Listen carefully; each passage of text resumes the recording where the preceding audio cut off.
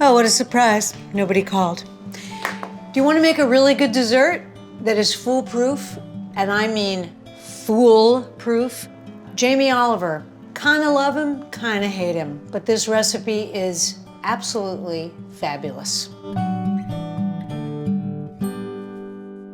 Before you start making chocolate pots, boil some water, which is that faint sound that you hear, because you're going to bake the pots essentially in standing water for even heating, you'll see.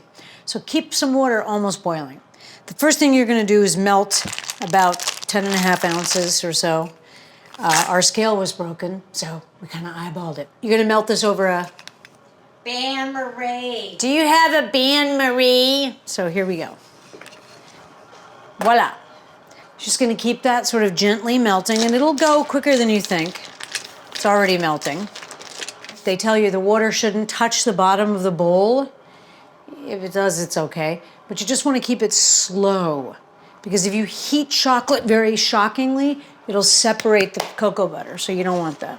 Chocolate pots, they're the kind of chocolate that we like to eat, we like it hot. Chocolate pot. Okay, so you want to add around 7 ounces of butter as you're melting the chocolate, and it'll make an even more luxurious thing.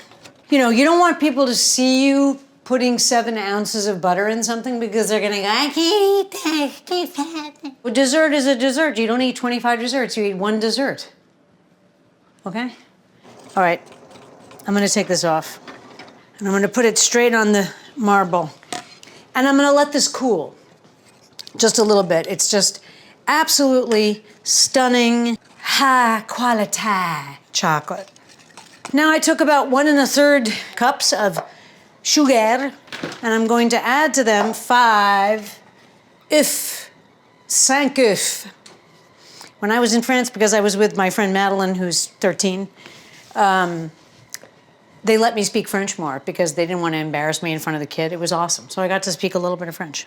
Here's egg 1. Premier œuf. Deuxième œuf. Ah! Au revoir, Pee-wee. 2 eggs.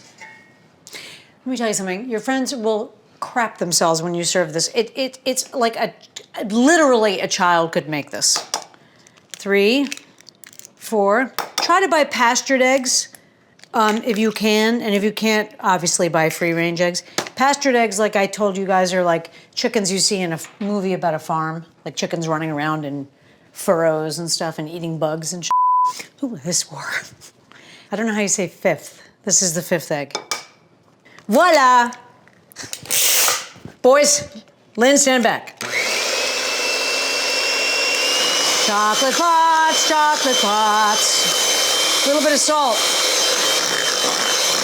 Like, I'm not kidding you. We're almost done making this. Like, if you can't do this, you don't have to make dinner, but you can make chocolate pots.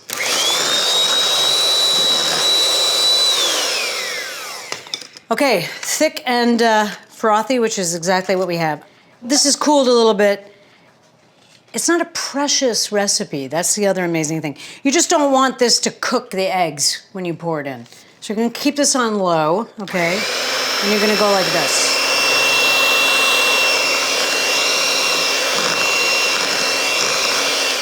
I'm just gonna scrape this because it's high quality chocolate. This makes a lot of chocolate pots, I guess. Okay, we're just gonna incorporate this. Bowl's too small. I'll tell you a funny story. I made this for kind of a fancy dinner party.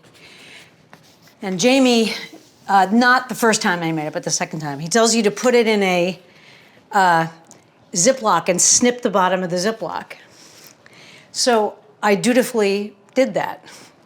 But I cut too big of a piece off the bottom, and it came out like a volcano. Came out of the bottom of the pot. Oh my God, that was a nightmare. Okay, you want to take a little pan like this and put your ramekins in the pan. I would suggest pouring it into some sort of thing like this.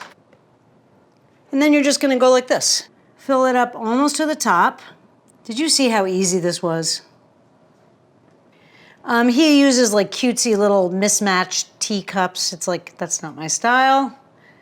But I love the guy, and I kind of hate him. Jamie, I'm more of a Gordon person. How do I get the water into the pan, you say? Make a space on one side where you can pour the water. Put this in the oven like this, and then pour the water.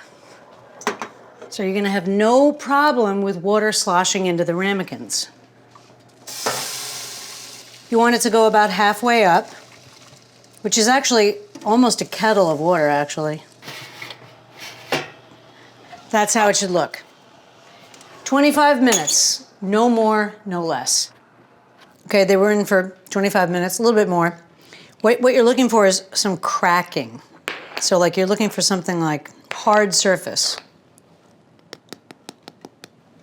And inside it's molten. These should be eaten at room temperature. Hot, it's like hot melted chocolate batter. Room temperature, it's a chocolate pot. You can serve it just like this. You can serve it with a little bit of ice cream. You can serve it with whipped cream. Or you can do two fancy words, which I can't do, so this should be fascinating. Something either called a quenelle or a rocher. Now, quenelle is a three-sided, football-shaped portion of something. You know what I'm trying to do. You've seen it in restaurants. I don't have this skill. I've never done this before. like that, okay? Or you can do a rocher, which is a single-handed quenelle. You put it in like this, and you turn the spoon, and it makes a little football-shaped thing. Or you can just put a teaspoonful of creme fraiche on it. They'll never forget it. I would use creme fraiche because it's slightly sour, and this is sweet dessert. And you want to kind of foil it with a little something bitter. Jamie uses a clementine syrup. I mean, it's a nice idea, but I don't know how you could put syrup on this thing. He basically punches a hole in it, like sort of like that hole, and he makes this orange syrup and pours it in. It just seems like, but you can do whatever you'd like. You can serve it however you'd like. I like it with nothing or something a little bit piquant or, tight. Chocolate pot, attempt it. You will succeed. It is flawless and it never, ever goes wrong. And I'm not lying to you. This is foolproof. Chocolate pot, why not?